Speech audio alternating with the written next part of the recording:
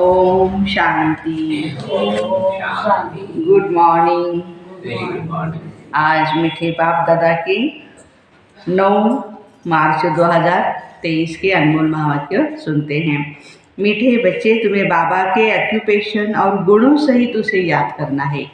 बाबा का कर्तव्य क्या है, कैसे आकर के हम आत्माओं को पावन बनाते हैं, उनके गुण, ज्ञान का सागर, प्रेम का, शांति का सागर। तो इन गुणों के साथ हमें बाबा को याद करना है। याद से ही तो विक्रमार्जित बनेंगे, विकारों के मैल भस्म होंगे। प्रश्न, ज्ञान की धारणा किन बच्चों को बहुत सहज हो सकती है? उत्तर, पहली पॉइंट, जिनमें कोई भी पुराने उल्टे सुल्टे संस्कार नहीं। धारणा भी किसको होगी?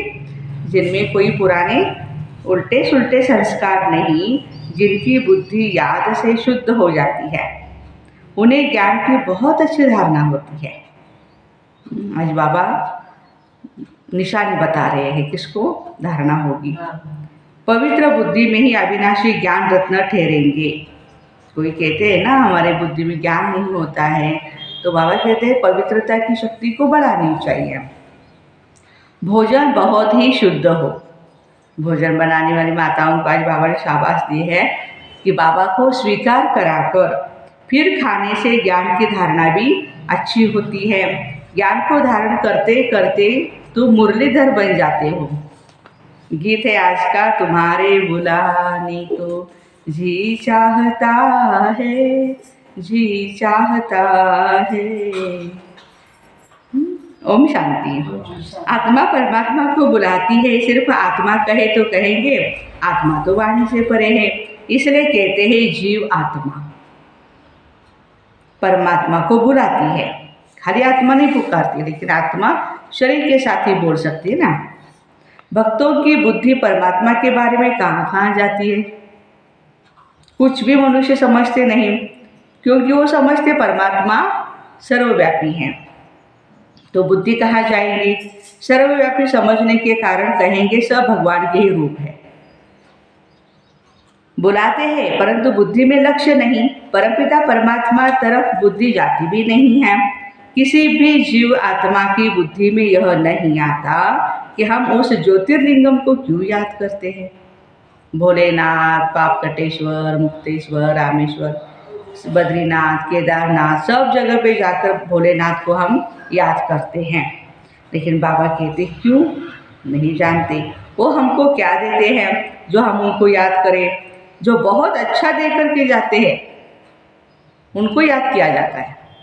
जो कुछ नहीं देता उसकी याद आएगी भी नहीं।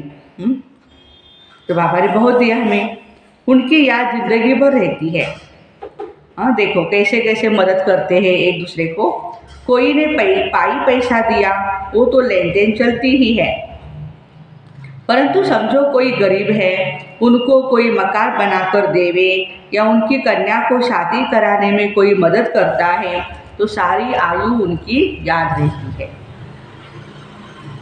ऐसे भी बहुत महात्माएं हैं ना। बेटियां जो ऐसे अनाथ होती है तो उनकी शादी करवाना, सब खर्चा उठाना ऐसे करते रहते हैं। तो बाबा कहते कि कोई मकान भी बना करके देते हैं। देखो मकान भी बना कर देते हैं। एक जगह पे ऐसे हुआ था ना, दहेज नहीं लिया, लेकिन उस पिता ने क्या किया, कम से कम मेरी बच्ची जैसे 10 बेटियां अच्छे घर में रह करके 10 बेटियों को वो जो घर है घर बना करके दिए। एक ही जगह पर अच्छे से फ्लैट बना करके उनको शादी के बाद दान किया। तो बाबा कहते हैं हाँ, ऐसे मदद करते रहते, उनके नाम रूप की याद रहेंगी। फलाने ने हमको अच्छा मकान दिया। यहाँ भी तुम बच्चे समझते हो बाबा हमको विश्व का मालिक बनाते हैं। मनुष्य को तो न आत्मा का न परमात्मा का ज्ञान है। आत्मा है सूक्ष्म ते सूक्ष्म, जिसका पता नहीं पड़ता, कब अंदर प्रवेश करती है और कब निकल जाती है। वो तो सूक्ष्म है ना, महीन बातें हैं। उनका साक्षात्कार भी दिव्य दृष्टि से देख सकते हैं। वे ब्रह्म कहते हैं तो ब्रह्म का भी साक्षात्कार हो जाएगा। अखंड लाइट ही लाइट देखने में आएगी। ब्रह्म तत्व तो जरूर बड़ी रोशनी देखने में आएंगी। परंतु परमात्मा कोई वह चीज़ तो नहीं है ना जो मनुष्य समझ बैठे हैं।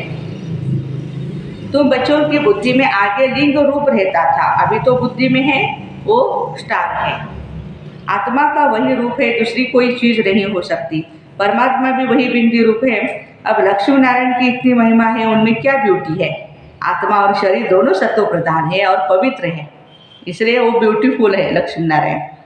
हाँ, दोनों सत्व प्रधान है, आत्मा और शरीर। हर्षित मुख है, हर्षित मुख के साथ साथ गोरे भी है।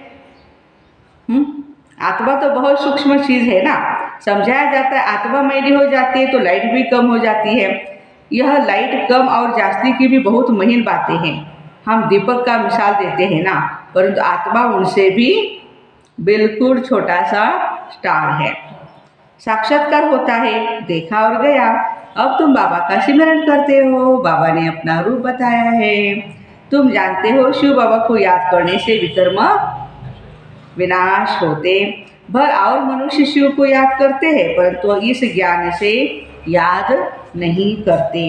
वह जानते ही नहीं, न जानने के कारण विकर्म विनाश हो नहीं सकते। बाबा कहते परमात्मा को न जानने के कारण विकर्म विनाश नहीं होते। यह जानते ही नहीं हम योग लगाने से विकर्माजित बनेंगे। अच्छा, फिर क्या होगा ये भी नहीं जानते। तुमको बाप बैठ समझाते हैं योग से तुम विकर्माजित बनेंगे, 5 विकारों के मैं भस्म होंगी। योग के फायदे समझाने मिलने के बाद उस खुशी से याद करेंगे। वो यह नहीं जानते कि बाबा को याद करने से विकर्म विनाश होंगे। अभी बाप नॉलेज देते हैं, बाकी मनुष्य तो है अंधश्रद्धा में, जिससे भक्ति मार्ग में अल्पकाल का सुख मिलता है। अब उनको यहाँ बुलाते हैं। तुम जानते हो बुलाने की तो दरकार ही नहीं परमात्मा को, जबकि परमात्मा को जानते ही नहीं तो बुलाते कैसे। किसको याद किया जाता है, उनके महत्व को, ऑक्यूपेशन को, गुणों को जानना चाहिए। हाँ, जिसको भी हम याद करते हैं, हाँ, तो उनके ऑक्यूपेशन क्या है, उनके गुण क्या है, वो सब याद रहता है, महत्व क्या है उसका। परमात्मा की पहचान कोई के पास भी नहीं, इसलिए जन्म जन्मांतर क्या क्या करते आए कुछ भी समझ नहीं। अब बाप बैठ समझाते, गीत में भी कहते हैं बाबा आप आकर हमें ज्ञान सुनाओ, तुम्हारे बुलाने को जी चाहता है ना, गीत है आज का। तो ये ज्ञान सुनने के बाद हम औरों को सुनाएंगे। अच्छा, आकर के हमको राजयोग सिखलाओ, आप आकर हमको सुनाओ तो हम औरों को भी सुनाएंगे, हम मुरलीधर बनेंगे। हाँ, अभी मुरलीधर बने ना बच्चे। मुरलीधर कोई ज्ञानी तो आत्मा कहाँ जाता है। तुम बच्चे जानते हो बाबा है निराकार, फिर वो आए कैसे, अभी तो समझा है आत्मा परम धाम से आती है, पहले पहले गर्भ में जाना पड़ता है। जो कि आत्माएं सब बाबा को याद करती है, परंतु उनके ऑक्यूपेशन का कुछ भी पता नहीं है।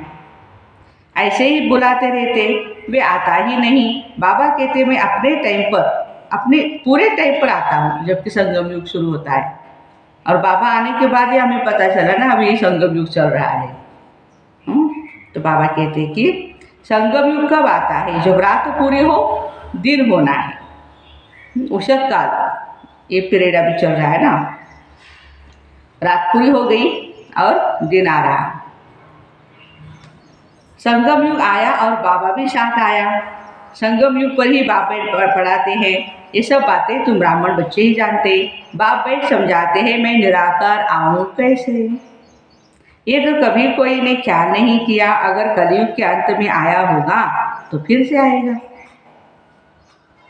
कलयुग अंत और सतयुग आदि के संगम पर आते, जरूर कुछ कार्य करने के लिए आते हैं, जरूर सृष्टि को पावन करने आएंगे। तब कहते हैं अब आदि सनातन देवी देवता धर्म स्थापन करने आते हैं। कैसे ये भी कोई नहीं जानते। बाबा को आकर प्रजा रचनी है व राजयोग सिखाना है, तो किसको सिखाएंगे, बच्चों को ही। सतयुग आदि में तो है देवता वर्ण, इसके पहले है ब्राह्मण वर्ण, तो जरूर ब्रह्मातन में आकर ब्राह्मण वर्ण रचना पड़े। ब्रह्मा को कहा जाता प्रजापिता। अब वह ब्रह्मा आए कहाँ से, क्या सूक्ष्म अवतार से उतर आएंगे। प्रजापिता है तो प्रजा नीचे है ना सृष्टि पर। तो बाबा कहते हैं कि जैसे दिखाते विष्णु अवतरण, शिव अवतरण, ऊपर से गरुड़ पर सवार होकर के विष्णु जी आते हैं।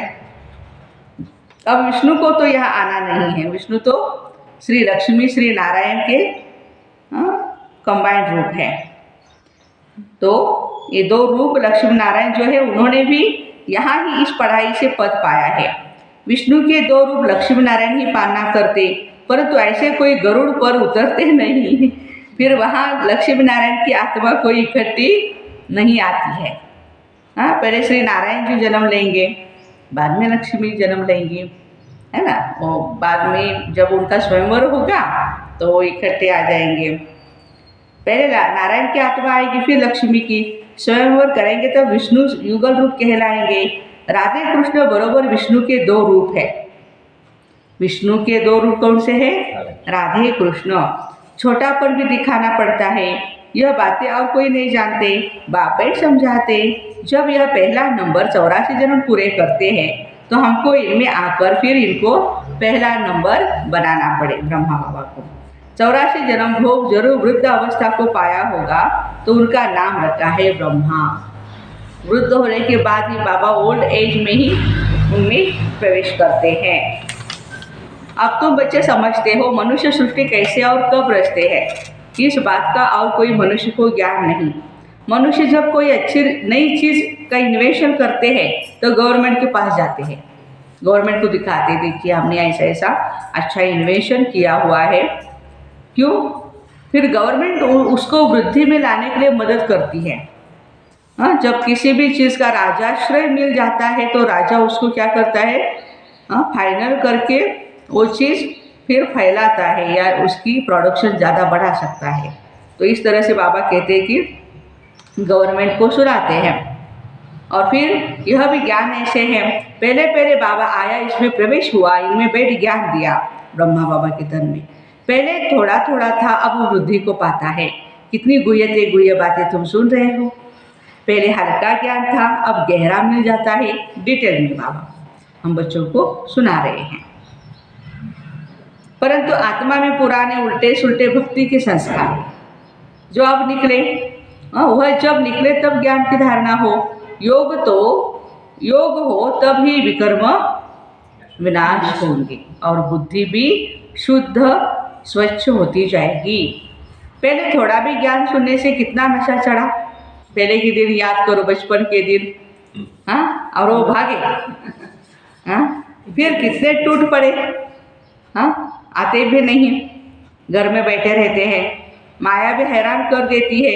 अब ब्रह्मा के बच्चे हो गए, ब्रह्मा कुमार कुमारियाँ, ये पूरी रीति समझाना है, नहीं तो मनुष्य डरते हैं। अब बाप को जरूर ब्रह्मा का शरीर लेना पड़े, सो भी बड़ा चाहिए। छोटे बच्चे भी प्रवेश करेंगे क्या, और करेंगे तो भी फायदा क्या है, बच्चे को तो कुछ समझ में नहीं आवे।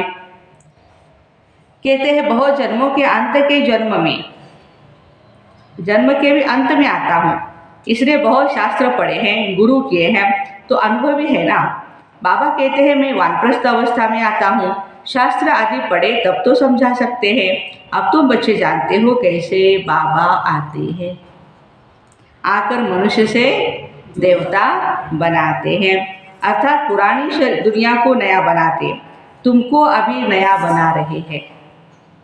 इस पुराने तन में राजयोग सीख फिर सतयुगी नया शरीर जाकर लेंगे, फिर देवी देवता कहलाएंगे। वहाँ माया होती नहीं, कहाँ? सतयुग में। ये तुम समझा सकते हो। हम ब्रह्मा कुमार कुमारियाँ हैं, ब्रह्मा को प्रजापिता कहा जाता है, ये तो सब मानेंगे। भगवान ने आदम बेबी द्वारा रचना रची, ब्रह्मा और सरस्वती के द्वारा। गीता में कहते हैं मैं राजाओं का राजा बनाता हूँ, शूद्र से ब्राह्मण बनाकर ज्ञान अमृत पिलाए, आसुर से देवता बनाते हैं।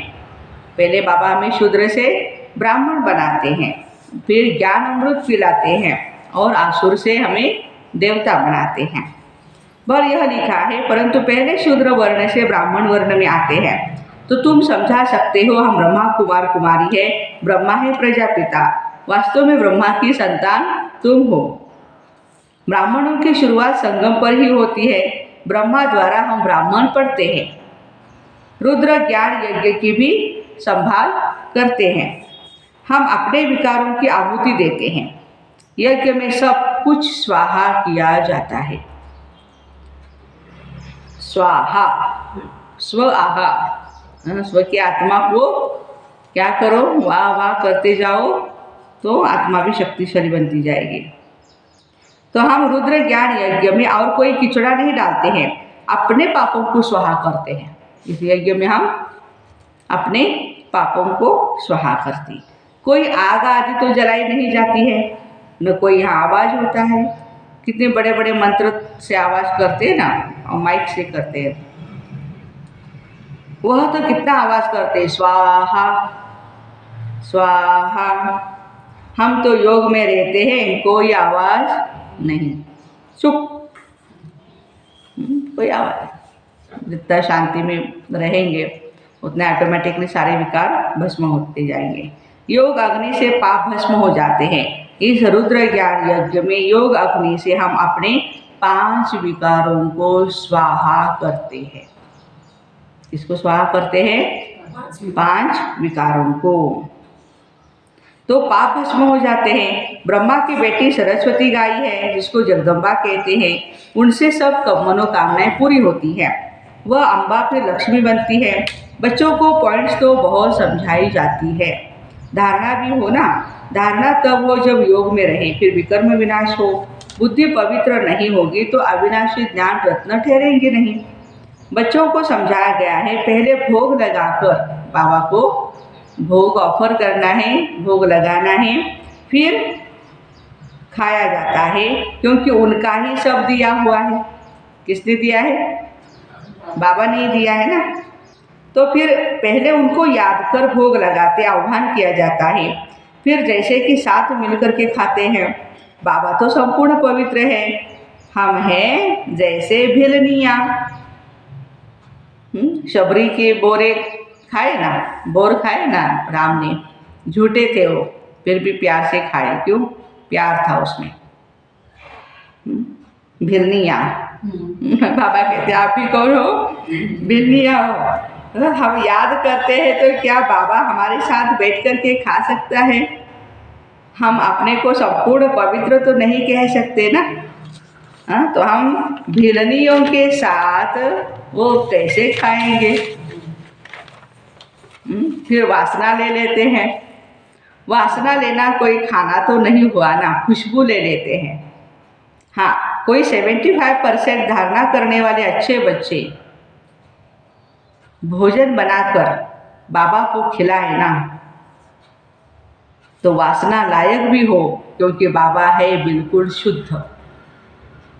शुद्धता से आपने भोजन बनाया, बाबा को बहुत प्यार से खिलाया, तो बाबा कहते कि खुशबू लेते हैं बाबा। वैसे तो भगवान अभोक्ता है, कुछ खाते नहीं, कुछ पीते नहीं, कुछ नहीं। तो बाबा कहते वासना लायक भी हो, क्योंकि बाबा है बिल्कुल शुद्ध। वह हम पतित के साथ खाए यह लॉ नहीं कहता। वह वासना ले सकता होगा। बाबा कहते हैं मैं वासना भी क्यों लूं, मैं तो निष्काम हूं। वासना लेने की भी मेरे पास कामना नहीं, ये कुछ बना करके मुझे खिलाए, कुछ करे। बाबा कहते मेरी इच्छा नहीं है, मैं 100% निष्कामी हूँ। भोग ऊपर जाता है, बहुरूपी बैठ देवताओं को खिलाते हैं। सारी आत्माएं वहाँ इमर्ज होती है देवताओं की, और उनको भोग खिलाते हैं। देवताएं चाहते हैं हम ब्रह्मा भोजन खाएं, तो बाबा मम्मा और फिर ऊपर से देवताओं की आत्मा आती है, वो बैठ खाती है। फिर भी रुचि से तब खाएगी जब पकाने वाले योगी हो। गोल्ड मेडलिस्ट है ना सब, जो भोजन बनाने वाले हैं वो यूनिवर्सिटी के गोल्ड मेडलिस्ट है, वो बच्चे बाबा के भोग बना करके बाबा को खिलाते हैं। देवताएं भी ब्रह्मा भोजन की महिमा करते हैं। बाप तो कहते हैं मैं आया हूँ तुम्हारी सर्विस करने, हम तो पूरा तुम्हारा निष्कामी सर्वेंट हूँ। वाह, हाँ, वैसे तो सर्वेंट नहीं कहते हैं, वो तो मेरे बाबा है ना, पापा है हमारे, लेकिन कितने निरहंकारी है। तुम भल 36 प्रकार तो क्या 108 प्रकार का भोग लगाओ, भक्तों ने ही भोग लगाया और भक्तों ने ही बांट करके खाया। भगवान कुछ भी खाते नहीं। भगवान निष्कामी है तो भी ऑफर करना चाहिए, खाते नहीं इसलिए उनको देना ही नहीं, ऐसे नहीं। हाँ, उनको ऑफर करना है, बाबा देखो ये भोग बनी है, ये चीज़ें बनी हुई है, आप इसमें शक्ति देना, सारे बच्चे खाएंगे। हाँ, तो बच्चों को भी शक्तिशाली भोग मिले। तो बाबा कहते बड़े राजाएं कभी हाथ में नहीं लेते हैं, उनमें भी किस्म किस्म के होते हैं, कोई ले भी लेते हैं। बाबा का राजाओं आदि से बहुत कनेक्शन रहा ब्रह्मा बाबा का, तो हम बाबा को भोग लगाते हैं, कामना है हम बाबा से विश्व का मालिक बनने राजा ही लेवे, वो तो है ही दाता। यह सारी सूक्ष्म बातें हैं, भोग कहाँ ले नहीं जाते हैं, यहाँ ही बैठ वैकुंठ का साक्षात्कार करते, यहाँ से जैसे कि गुम है। अच्छा, मीठे मीठे सिक्के बच्चों प्रति माता पिता बाप दादा का याद प्यार और गुड मॉर्निंग। रूहानी बाप की रूहानी बच्चों को नमस्ते। हम रूहानी बच्चों की बाप दादा को याद प्यार, गुड मॉर्निंग और नमस्ते। शुक्रिया बाबा, शुक्रिया। धारणा के लिए मुख्य सार है, बाप निष्कामी है लेकिन भोजन का भोग जरूर लगाना है। बहुत शुद्धि से भोजन बना करके बाबा के साथ बैठ करके खाना है। सेकंड पॉइंट, इस रुद्र यज्ञ में योग बल से अपने पाप स्वाहा करनी है। आवाज में नहीं आना है, चुप रहना है, बुद्धि को योग बल से पवित्र बनाना है। वरदान, न्यारे और प्यारेपन की विशेषता द्वारा बाप के प्रिय बनने वाले निरंतर योगी भव। विस्तार, मैं बाबा का कितना प्यारा हूँ इसका हिसाब न्यारेपन से लगा सकते हो। अगर थोड़ा न्यारे हैं बाकी फंस जाते हैं तो प्यारे भी इतने होंगे। जो सदा बाबा के प्यारे हैं उसकी निशानी है स्वतः याद, बाबा की स्वतः याद। प्यारी चीज़ स्वतः और निरंतर याद रहती है, तो यह कल्प कल्प की प्रिय चीज़ है। ऐसी प्रिय वस्तु भूल कैसे सकते? भूलते तब हो जब बाबा से अधिक कोई व्यक्ति या कोई वस्तु को प्रिय समझने लगते हैं। अगर सदा बाबा को प्रिय समझो तो निरंतर योगी बन जाएंगे। आज का स्लोगन है, जो अपने नाम मान शान का त्याग कर बेहद सेवा में रहते हैं वही परोपकारी है। जो अपने नाम मान शान का त्याग कर बेहद सेवा में रहते हैं वही परोपकारी है। तो ऐसे न्यारे और प्यारेपन की विशेषता द्वारा बाप के प्रिय बनने वाले निरंतर योगी भाई बहनों को सतगुरु की good morning and Om Shanti. Have a nice day.